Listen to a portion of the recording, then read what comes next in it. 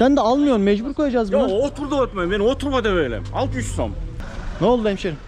Bak 340 dedi, 500 verdim. Bak yanlış verdim, buna 20 daha vereceğim, 20.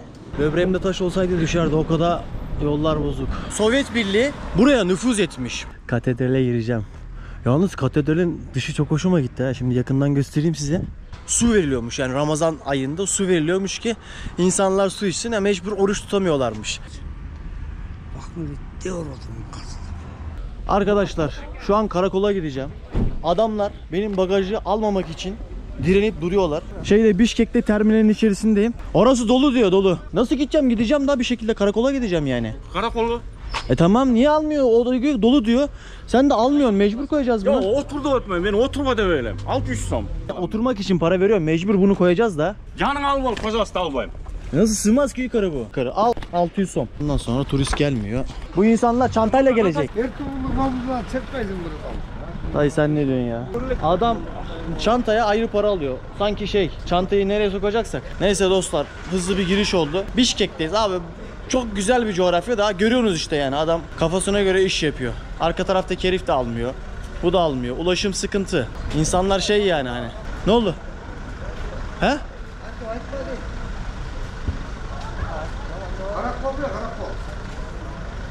Ne oldu hemşerim? Ha. Ya ben anlamıyorum ya dostlar. Bişkek'ten karakola geçeceğim. Gittiğim yerlerde turistik demeyeyim de, turisti gördükleri zaman ilk yapmaya çalıştıkları şey şu. Para koparma, çantadan. İlk defa gördüm ya, hani düşünsenize, bir otobüse biniyorsunuz. Otobüs bileti kesiyorsunuz. Çanta için ayrıca para ödüyorsunuz. Yolculuk 6-7 saat sürecek. Gerilmeye gerek yok abi ya. Saçma sapan insanlarla denk geliyoruz işte, bazen böyle yolda oluyor. Hep iyi insanlarla denk gelmiyor. Burada böyle mi yani? Burada şu valizden ayrıca para mı alınıyor bilmiyorum. Yalnız dostlar ben iyi uyumuşum ya. Arabanın içerisinde kayda giremedim. Bu arada eleman benden fazla para almadı. Bazen böyle şey oluyor biliyor musunuz? Kamerayı görünce çekiniyorlar. Şimdi muhtemelen öyle oldu. Yoksa hiçbir yerde ben görmedim abi. Yani çanta için ayrı bir para alındığını. Hani koltuğa koysam neyse. Bir şeyler yiyeceğiz dostlar. Şöyle acıktım ben. Sabahtan beri bir şey yemiyorum. Vallahi pilav yiyeceğim. Belki tavuk yerim. Satıyorlar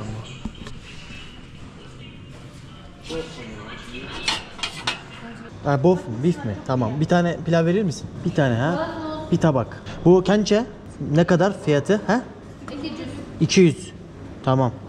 Bu ne kadar? 120 son. Kardeşim bu ne? Tatlı mı? Bak 340 dedi, 500 verdim. Bak yanlış verdim. Buna 20 daha vereceğim, 20. Bak 340. 10 son. Çay yok baba, çay yok. 260 vereceğim. 20 daha vereceğim. Bak bu kadar bunlar. Verdim 500 verdim. 500 minus kaç ay? 260 var. 340. Yok. Hanımın dayı var. 500'ün 360 yani 160 bin. Aha. 260. Benim 20 son. Teşekkürler Rahmat. Onu koyuyorlar. Bunlar benim, yok ben istemedim çay. Zor oluyor ama bir şekilde oluyor dostlar. Böyle şuraya gideyim, yemeğimi koyayım şuraya. Dostlar yoldan manzaralar, İttira Kaktıra gidiyoruz. Böyle güzel dağ manzaraları, fotoğrafları falan paylaşıyoruz ama olayın arkasında böyle iletişimde var. Şuna 200 son verdim, yani 70 liraya yakın. Normalde otostopla gidecektim. Ama abi Kırgızistan'da otostop işlemiyor ki. İnsanlar direkt para soruyor. Önce anlatman gerekiyor otostop nedir diye. Sonra bir şey demedim zaten basıyor gidiyor böyle. Sinirleniyor bazısı. Uf. Ulan var ya. Böbreğimde taş olsaydı düşerdi, o kadar yollar bozuk. Abimiz de sağ olsun Bolivya şoförlerini aratmıyor. Mükemmel bir performans. O önden böyle küçük oynadığını zannediyor. Arka taraf zaten birbirine giriyor. Hiç vallahi bana mısın demedi. Abi toz toprak oldu ya her yer, baksana da. Benim garip sazım. Gel. Sen de gel. Ben de dünyayı geziyorum ben de. Hostele yazmıştım. Hostele gitmem lazım. Sonra para çekeceğim, yemek yiyeceğim filan. Oh, yol yordu ya. Dostlar burada uygulama üzerinden hemen taksi çağırdım. 5 kilometre yakın bir şeyi 24 liraya getiriyor. Çok iyi yani. 20 liraya taksit aldım. Şu uygulama bakın. Yandex.Go. Karşıdaki arkadaş mesela 2 katı fiyat verdi. 200 Kırgız pesos dedi. Burada 100. Ne var ne yok, iyisin? Türkçe konuşuyorsun. Sen Biraz. biraz. İyi, güzel. Bu da burada yakınlarda, en yakın daha ne kadara gidiyorsun? Kança para? 20 kilometre. 20 30 kilometre, 30 kilometre. Burada hostel görgözüyor. He, hostele gidiyorum. Hostele gidiyoruz mu? Burada hayat nasıl? İyi mi hayat? Yakşı mı? Çok güzel. Güzel mi? Mutlu musun? Mutlu. Karakollu musun? Karakoldayız. Karakol iyi şehir. İyi şehir, güzel şehir. He. Nüfusu kaç buranın? Nesi? Nüfus kaç kişi var? 70 bin, 80 bin. 80 bin kişi var. Ama yollar bozuktu gelirken bayağı bir ya. Hem Çok yollar- bozuk yollar. Yollar onu da ettim. Yapılar. Yapılar. He. Türkiye'nin nerelisiniz? Ben Zonguldaklıyım. Zongul. Ya İstanbul'a yakın. İstanbul'a yakın. Ha, İstanbul'a yakın. Siz nereden geliyoruz? Ben Bişkek. Ben dünyayı geziyorum. Ha. Oraya nereden gezdiniz? Oraya Özbekistan'dan geldim. Özbekistan'dan. Özbekistan, Samarkand, Bukhara. Samarkand, Buhara, evet. He, oraları gezdim. Oradan önce Azerbaycan, oradan önce Gürcistan. Dostlar girince böyle şehri okumaya çalışıyorum. Bana ne diyor diye. Pencerelerine bakıyorum, korkuluk var mı? İşletmelere bakıyorum, ne satıyorlar falan diye. Mesela hemen buradan anlaşılıyor ki kış turizmi burada aktif. Çünkü birkaç tane kayak malzemesi satan yer gördüm. Gelmeden önce biraz da bakmıştım. Burada Çinli Müslümanlar yaşıyor. Hatta Çin mimarisine uygun yapılmış bir cami var, böyle Çin mimarisi cami. Görmek istiyorum orayı da. Türk bir tane hatta imam atanmış. Gidip bir selam vereceğim. Bir gezgin kardeşim söyledi. Bunun yanında hayvancılık var, tarım var. Hemen yani gösteremedim size. Araba, çünkü arabanın içerisinde ayran gibi olduğum için ekrana çok bakmak istemedim. Isık Gölü'nün yan tarafındayız. Çin topluluğuna, Çin Müslümanlarına Dungan diyorlar. Aynı şekilde burada Ruslar da yaşıyor. Tabii ki yaygın dil Kırgızca, Rusça. Mimariye gelince böyle yüksek bina görmedim şu anlık. Merkeze doğru yürüyorum. Görmek de istemiyorum gerçi. Evler böyle müstakil. Turizm varsa muhtemelen yeme içme de vardır. Bugün veyahut da yarın bir şeyler denemek istiyorum. Yarın pazarına geçeceğim buranın. Sokağın nabzını tutalım biraz. Gerçi Bişkek'te falan Türk'le tanışmıştım. Her yer Türktü. Çok rahat iletişim kuruyordum ama burada biraz daha zorlanıyorum. Ama yine de benzer kelimeler var. Tabii Rusça bilmiyorsun öyle. Yani akamıyorsun. Öyle hikayenin derinliğine inemiyorsun. Sadece basit şeyler konuşabiliyorsun. Birçok işletme var.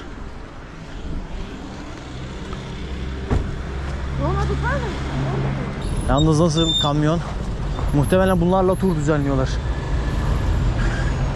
Bak.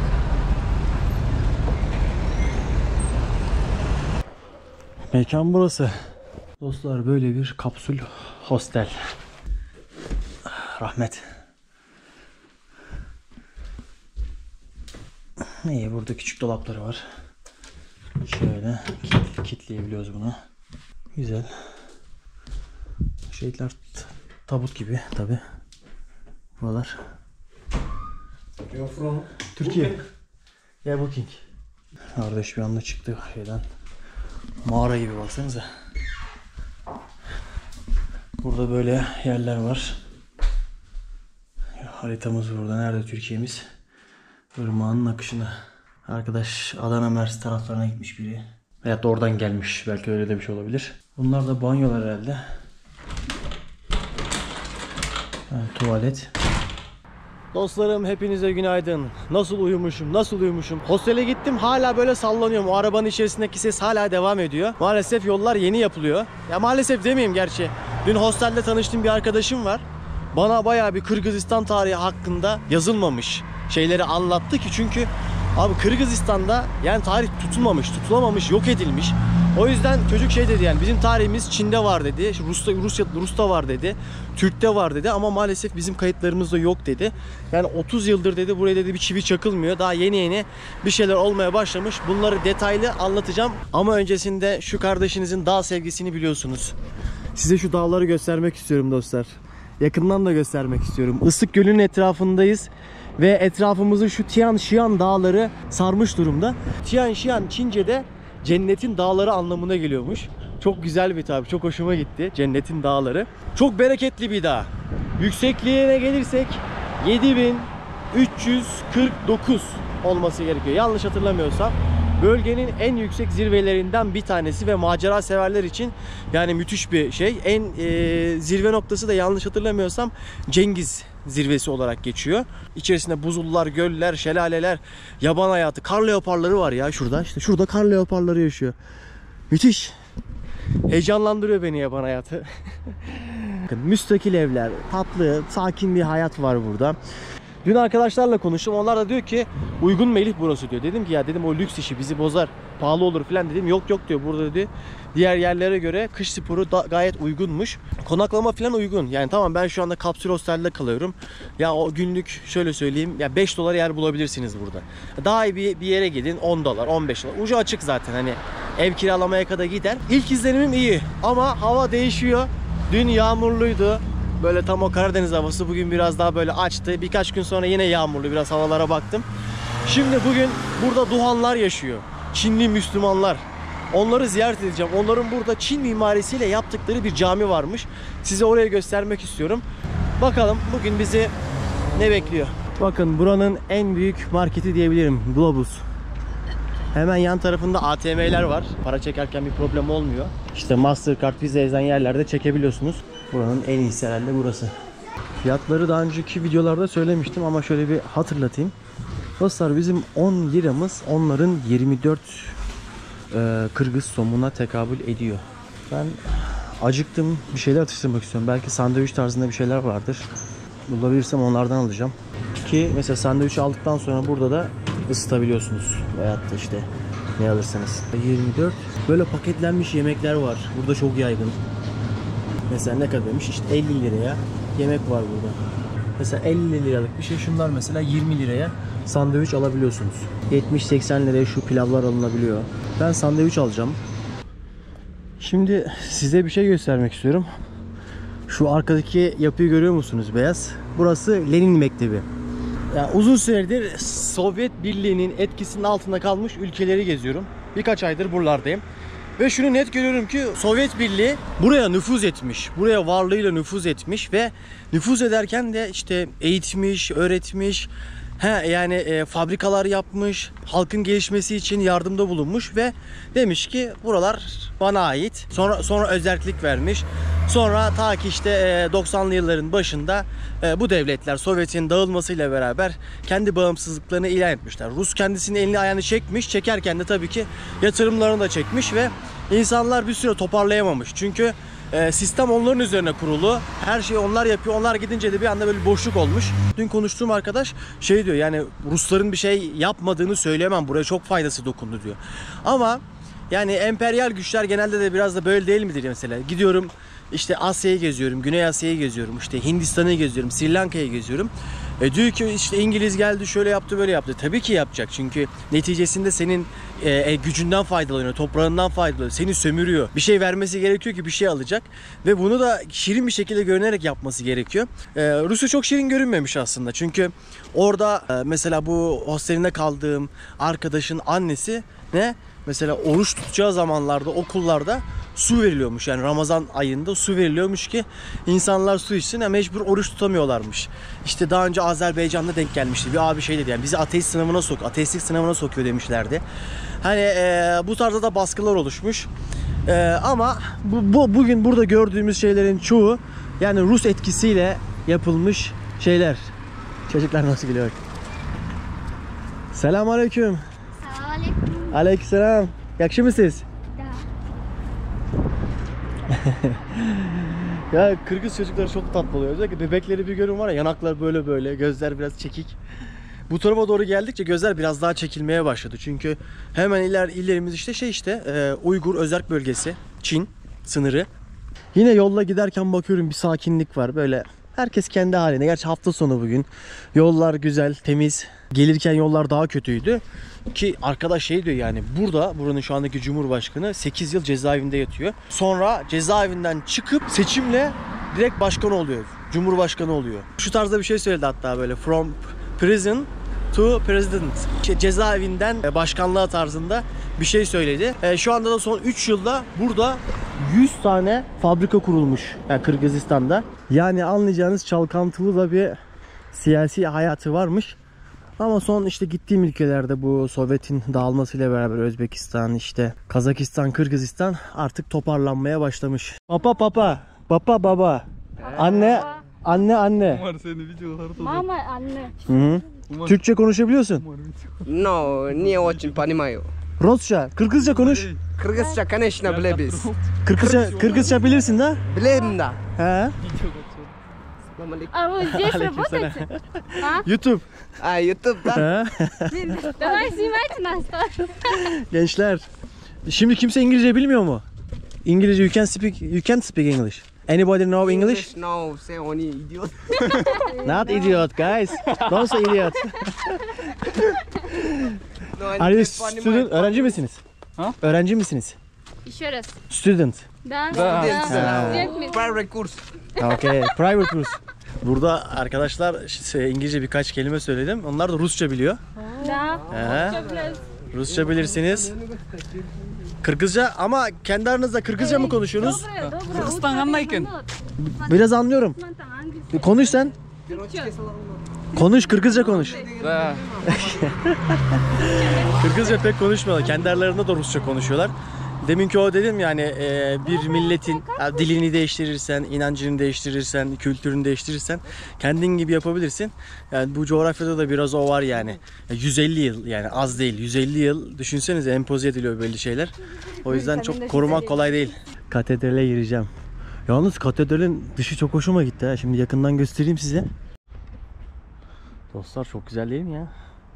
O Çamlıhemşin'de yapılan camiler var ya dağların tepesine. Biraz onu anımsatıyor. Etrafı çiçeklerle dolu. Çok güzel bir katedralmiş. Ahşaptan yapmışlar. İşlemeler güzel.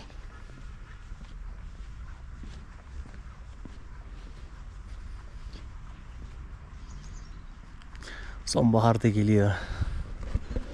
Etrafında da bu arada çiçekler falan bayağı bir geniş bir alan kaplamışlar. Tarım da yapılıyor etrafta.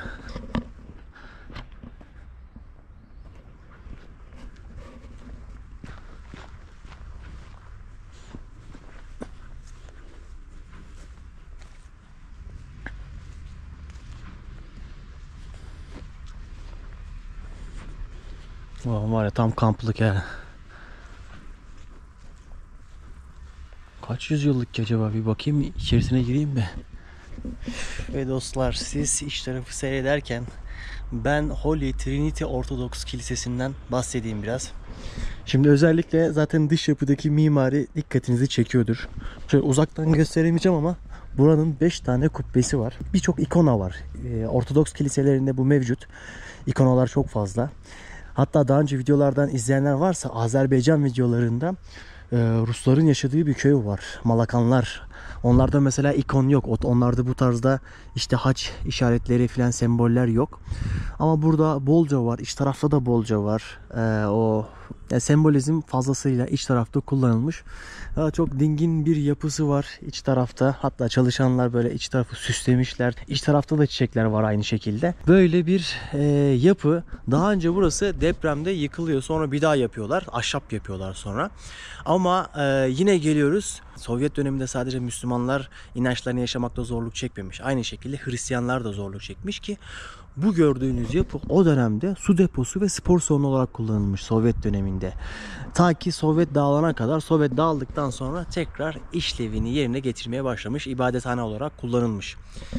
Böyle bir yer. Çok güzel, çok hoşuma gitti. Mimari özellikleri filan, iç taraf çok temiz, dingin, sakin bir yer. Ön tarafında da ledini ekmişler.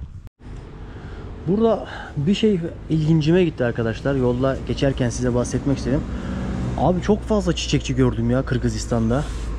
Acaba bir sebebi var mı? Ya mesela Hindistan'da gezerken biliyordum ki gittikleri ibadethanede Tanrı için adak adıyorlar, çiçek getiriyorlar. Onlara bu tarzda ikramlarda bulunuyorlar. Ama burada romantizmden dolayı mı acaba? Bilmiyorum. Küçücük bir ilçe mesela burası. Kaç tane çiçekçi var? Evet dostlar. Biraz elim yüzüm açılsın ya. Gerçekten uzun saçlıyken kendimi pek iyi hissetmiyorum. Şimdi daha fazla rüzgarı hissedebiliyorum. Neyse gelmişken berberle de biraz şey almış olduk. Normalde 300 Kırgız somu istedi. Sonra şuraları da çizince 200 som daha istedi. Yani sadece şurayı çizmeye. Ben de dedim ki yani sakallarımı almadın ki ya dedim, sadece şuraya şey yaptın dedim. Ya bu arada bende de makine var ha. Kendim oluyorum tıraşı da. Gelmişken şurada 2 dakika tıraş olayım dedim. Neyse ondan sonra 500 dedi. Sonra 300 dedi.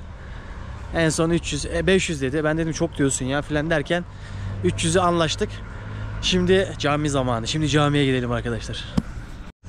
Anlamıyorum ki abi. Yok. Bir asıl paydaş kalkıç. Bir Müslümanla çok olasınız hiç. Bakma bir diyor oldum kasıda. Anlamıyorum ki abi. Bende dil yok, Rusça yok bende. Ya. Eyvallah. Rusça yok abi. Bir asıl bir Canın sağ olsun abi. Miras. Eyvallah. Abi para istiyor herhalde ya. Dungan Camii'ne. Şimdi iç tarafta zaten bahsedeceğim. Kamerada belli oluyor mu bilmiyorum ama rengarenk bir cami. Çin'de yaşayan Dungan topluluğu Kırgızistan tarafına göçüyor ve burada kendi ibadetlerini yaşayabilmek için bu camiyi inşa ediyorlar. Şimdi caminin giriş kısmı şu şekilde. Burada ibadet saatleri yazıyor. Burada İngilizce, Kırgızca, Rusça var. Bakın deminki o şey gibi burası da rengarenk, içerisinde elma ağacı var. Çok güzel çiçekler var. Yine burası buranın turistik bölgelerinden bir tanesi ki hemen giriş kısmında Kırgızistan ve Türk bayrağı yan yana İbrahim Hacı Camisi'nin çevre düzenlemesi ve abdesthane tadilatı TİKA tarafından gerçekleştirilmiş çevre düzenlemesi. Yeri gelmişken hemen Kırgız bayrağından da bahsedeyim dostlar size. Şimdi bu eski hali. Yeni halinde şuralar biraz daha sivri, böyle ayçiçeğine benziyor diye bunu değiştirmek istediler. Tabii ki kırmızı kanı sembol ediyor. Bu güneşi sembol ediyor. Şu yuvarlak üzerinde 3 tane olan şey ise bu yurtlar var ya, geleneksel Türk yurtları. Bunun o çatısında böyle 3 tane o birleşim noktasını gösteriyor. Yani yurdu simgeliyor. Ama şu yeni şeyde bu 4 tane olacak. Yani şu eskisinde 3 tane, yenisinde 4 tane ve uçları böyle sivri sivri yine yenisinde. Daha çok güneşe benziyor. Çok güzel çiçekler var yalnız, çok hoşuma gitti. Rengarenk bir cami. Mavisi, kırmızısı, sarısı, yeşili, beyazı, moru. Böyle bir ibadethane ve bu cami yapımında hiç çivi kullanılmamış. Aktif bir cami, ibadethaneye açık. Aynı zamanda da mimari olarak orijinal bir cami. Baktığınız zaman o Çinlilerin ibadethanesine benzetiyor. O yukarıdaki sivri köşeleri, üst tarafı vesairesi. Ama bir Müslüman ibadethanesi. Çinli Dungan Müslümanlarından bir tanesi burayı yapıyor. Mimari o.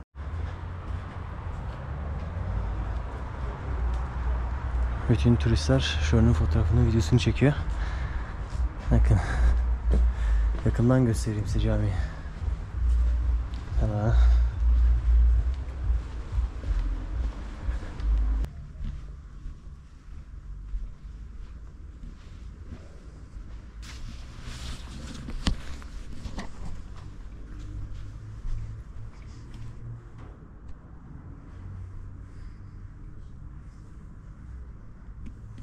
Durdum. Biraz da size Dunganlardan bahsedeyim. Ya işin lan düşüyordum. İşin ilginci, gittiğim yani ülkelerde, dünyanın farklı yerlerine gidiyorum. Çok değişik milletlerle denk geliyorum. Yani hani Dunganlar diye bir topluluk olduğunu bilmiyordum. Çinli Müslümanların olduğunu bilmiyordum. Bu 19. yüzyılda Çin siyasi politik baskılarından dolayı Müslümanlar göç etmeye zorlanıyor. Bunlar Çinli Müslümanlar. Dungan Müslümanları olarak geçiyorlar ve Huy Müslümanlarının bir kolu. Bu Müslümanlar göçe zorlandıktan sonra bu Kırgızistan'ın Karakol eyaletine, Karakol bölgesine geliyor. Aynı şekilde Kazakistan'a gidiyor, Almatya'ya gidiyor. Tabi inançlarına bağlı Sunni bir topluluk. İbadetlerini yapmak istiyorlar ve gittikleri yerlerde de bunları yaşatıyorlar, kendilerince yaşıyorlar. Buraya geldikleri zaman da Çin mimarisine benzeyen bu camiyi yapıyorlar, yaptırıyorlar. Dillerine gelirsek normalinde Çince konuşuyorlar.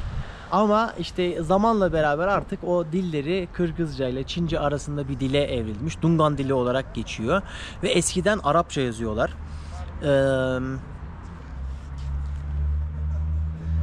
Genel olarak Dunganlar hakkında söyleyeceklerim bunlar. Burada görevli bir vazife yapan bir Türk imam varmış ama şu anda burada değilmiş. Yani sordum, burada yokmuş. Eğer ona da denk gelebilirsem ona da bir selam vermek istiyorum. Özellikle bir Dungan'la tanışmak isterim. Bir Dungan'la konuşmak isterim. Nasıl göçmüşler, nasıl göçe zorlanmışlar. Yani onların o hikayesine şahit olmak isterim. Umarım ilerleyen zamanlarda da bulurum. Bu abimiz armut verdi ama rahmat. Çok lezzetli. Böyle bir şey yok.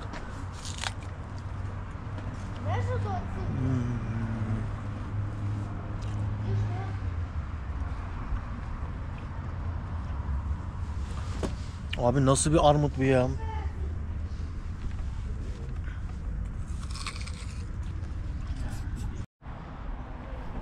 O bir şey değil de ya yüzsüzlük olarak algılanmasın ama armut o kadar lezzetliydi ki 1 saat boyunca övebilirim yani gerçekten şu armutu.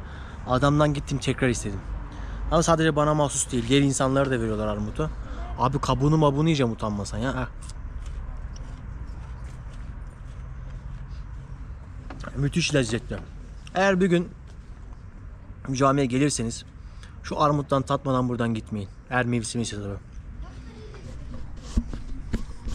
Geleyim. Oraya bir göreyim bakalım. Ne var ne yok. Burada görülecek, bilmiyorum, dün biraz araştırdım burayı. Görülecek bayağı yer var.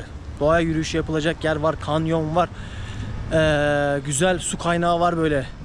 Termal su var burada. Kaç, 45 derece mi neydi herhalde yanlış hatırlamıyorsam. Belki yarın oraya giderim. Yarın hava soğuk çünkü.